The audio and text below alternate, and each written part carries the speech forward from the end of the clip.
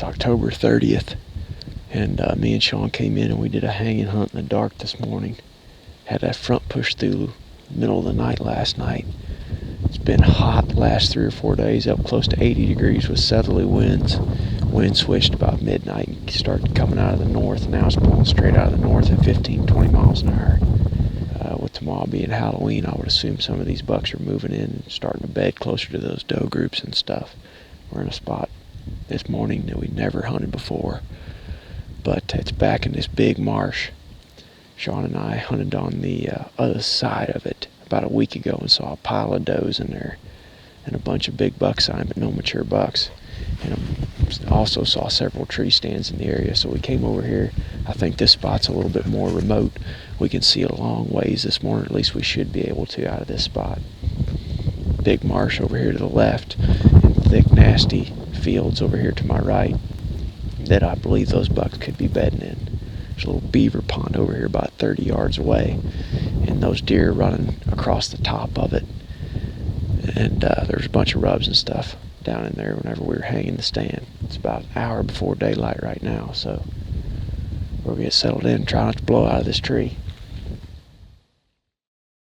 Midwest Whitetail is brought to you by Hoyt Archery, Fuse Accessories, Realtree, Muddy Outdoors, Cabela's, Rocket Broadheads, Scott Archery, Frigid Forage, Trophy Rock, Easton Arrows, RTP Outdoors, Non-Typical Wildlife Solutions, Ozonics, Wilderness Athlete, Grizzly Coolers, Redneck Hunting Blinds, and Nikon.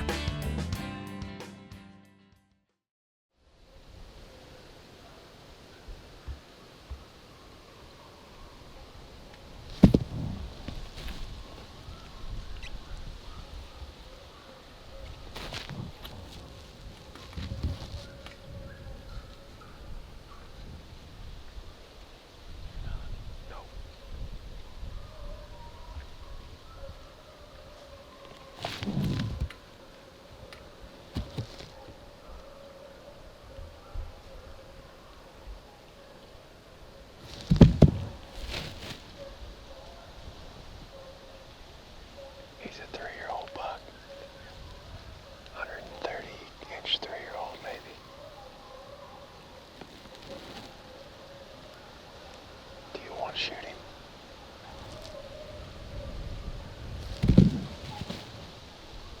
Oh, there goes the doe over there, running. He's chasing her.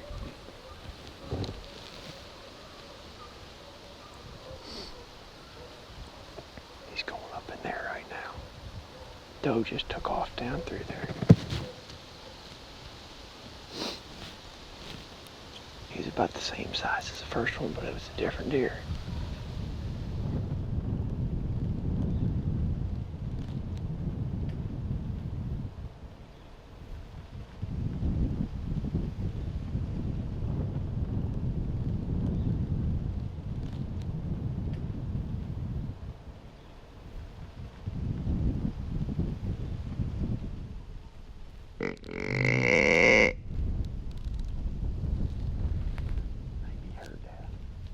Well, it's just right before 8 o'clock right now, and me and Sean just saw a pretty good buck cut across this marsh out here about 150 yards away.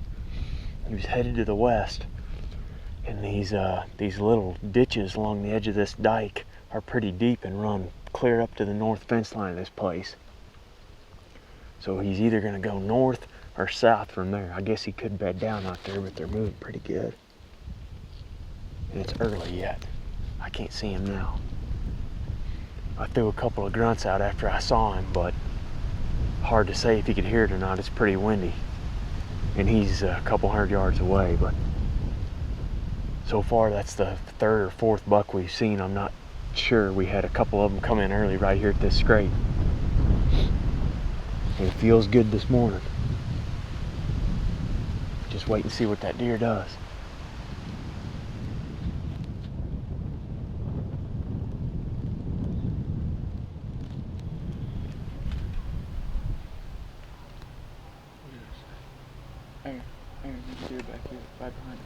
Where? Where at? 50 yards, directly behind.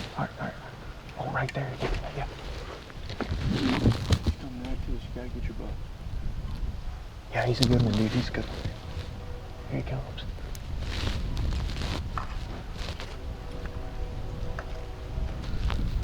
I see him. Oh, yeah. Oh, yeah. Oh, yeah. Ready?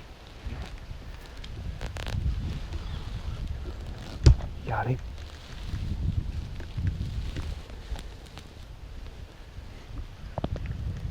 Still coming.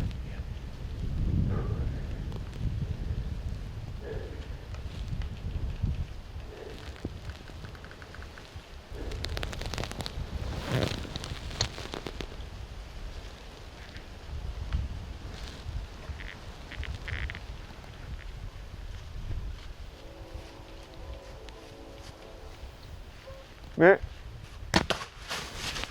Smoked him. Got him.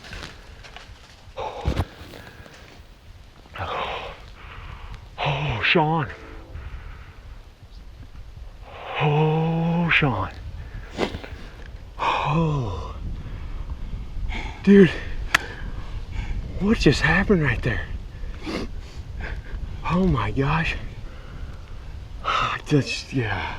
Holy cow. Man, you gotta love that. You gotta love it when they come right there, man. 10 yards, I can see the light of knockdown there. I don't even know what that thing is, but it's a toad. Holy cow. Sean and I come in here this morning. We woke up at 3 a.m. to do a hanging hunt in this spot. We came in here early and I hung these stands, these muddies, with my headlamp on. And the reason why I picked this stand is because we can see across all this thick, heavy bedding. This stuff is, chest high. And the deer living out here in this swamp. That buck come right down this green strip, right here to 10 yards, and we just plugged him, man. We got that temperature drop and these bucks are on their feet this morning. I'm shaking, dude. Oh, man. Oh, I think he should be down right over there. Looked like it got him good. Oh my gosh, happened so quick.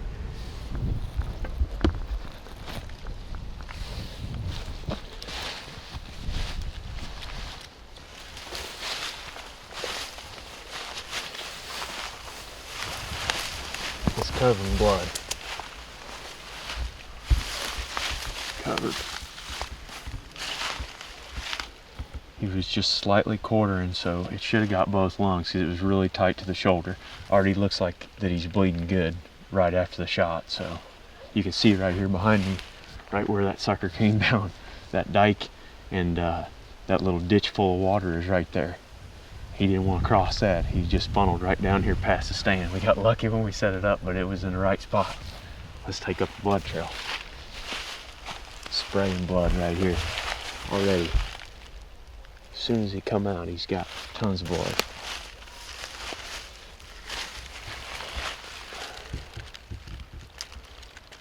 Lots of blood spraying out. No, it's still pouring out right there.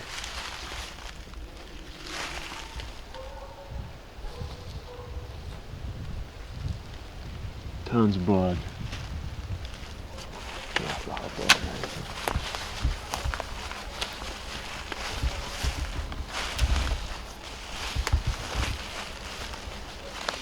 Oh, now that makes me nervous there. See that? Yep. It's a piece of corn. Found what looks to be some pieces of stomach matter in there.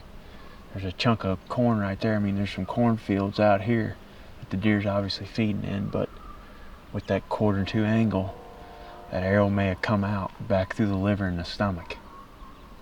He's got good blood on both sides, the entry and exit. I know I got at least one lung, and probably a double lung, but it makes me kind of nervous seeing that. I'm gonna back out for a little while before we go in any further, I think. No need to take any chances.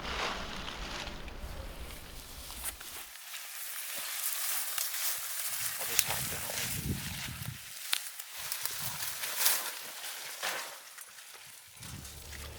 down. Well, it's almost 12 o'clock right now. It's been about 4 hours since I shot the deer and 2 hours since we stopped here at this blood where there's that little piece of corn in it.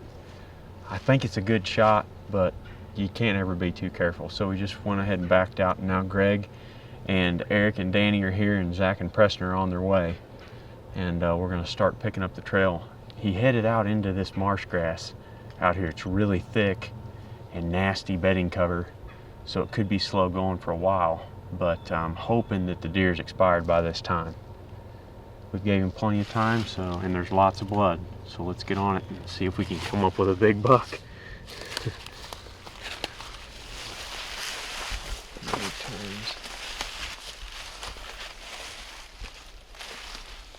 He's right there, he's dead.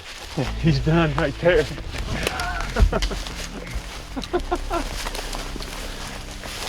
No way. All that worry for nothing, boys. It ate him right up. Look at that stuff. Oh man. Oh my. Oh, warm. Oh. Look at that buck. Old swampy Iowa public land buck right there. That's pretty cool.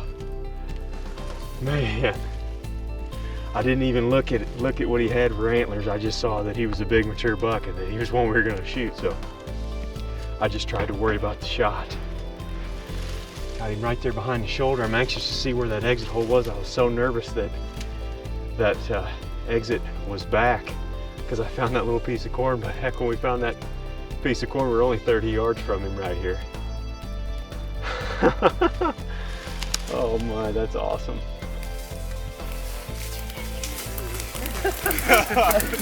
Noises. Yeah, man. He's a nice buck.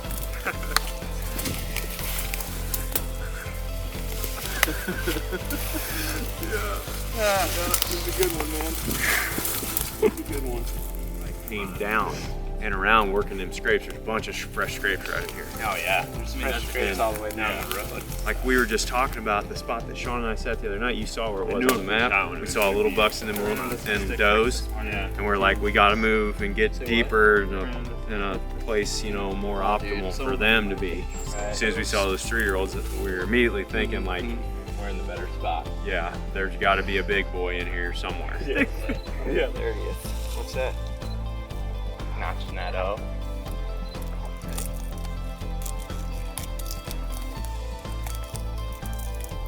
He didn't end up going near as far as we thought he would. But now all the guys are here. We're going to drag him out of this thick stuff and get a better look at him. Well, I couldn't be more thrilled with this deer, and having all the guys out here to help just is icing on the cake. It's definitely a team effort out here on public land. We've been working as a group for a long time this season to get a crack at a buck like this. The biggest key to this hunt has been our scouting that we've been doing all year, and we continue to touch on hunting bedding areas on public, but more specifically, we're looking for mature buck bedding areas way back in here where nobody else is going. Sean and I did a hanging hunt about 500 yards from here last week, saw a bunch of little bucks and does, but big tracks in the creek and big rubs, so we knew that a couple of these guys hadn't been living back here, and it is just nasty and thick and hard to get to. That's the number one thing. You got to go where people don't, and that's where you're going to find the big mature bucks, and that was definitely the case this morning. We had a lot of luck on our side though. Just happened to pick the right tree in the dark, and he came walking right through. He came right up behind me here. You can see this this little dike, and it's about 5-6 foot deep. There's beavers and stuff in it, and there was ducks and geese on it this morning as well. And most years this is pretty high. This year it's down a little bit, but it still is kind of a barrier for those deer in there. It also serves for a great spot for them to bed. Those bucks can lay up against this thing on this dike and never see any predators come from that direction, because coyotes, bobcats and stuff are not going to cross that deep water right there to get to them. So they can sit there with wind advantage at their back and just be bulletproof. Back there behind that dike is just thick, gnarly marsh grass, a lot of diverse, thick cover, back through there, and that's what's holding these guys right here. It's not much different than the buck nest that we've been hunting all month. Just way back in there in thick, nasty stuff, but the key to it is that these bucks are on the edge of that thick cover. They want to be in the thick stuff, but the trick is finding the edge of that, and right here is the edge. You can see that dike, and the advantage that they get there is they can smell behind them, stand up, and then they can visually look down this thing. As you saw in the footage, he's coming right down the edge of it in that short green grass, and that's probably how he likes to traverse through this marsh. He'd come down right in front of the stand. He was probably going to do just what those 3-year-old bucks did at first light, work those scrapes and then turn around and go right back up in there. And we just got lucky enough to get close enough to him this morning on a day when the bucks were up and moving. We had a cold front push through the middle of the night last night, and the temperature dropped 20 degrees between yesterday and today, and he just couldn't take it. He come out of that bedding area, he had to work those scrapes. It's that time of season right now when they're hitting scrapes really hard, and we just happened to get a good shot at him before he got there.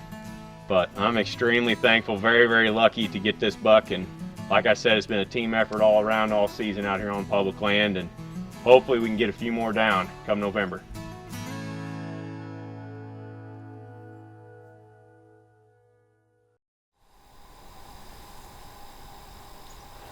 I've had just as much fun as everybody else watching the story of the public land hunting unfold this season.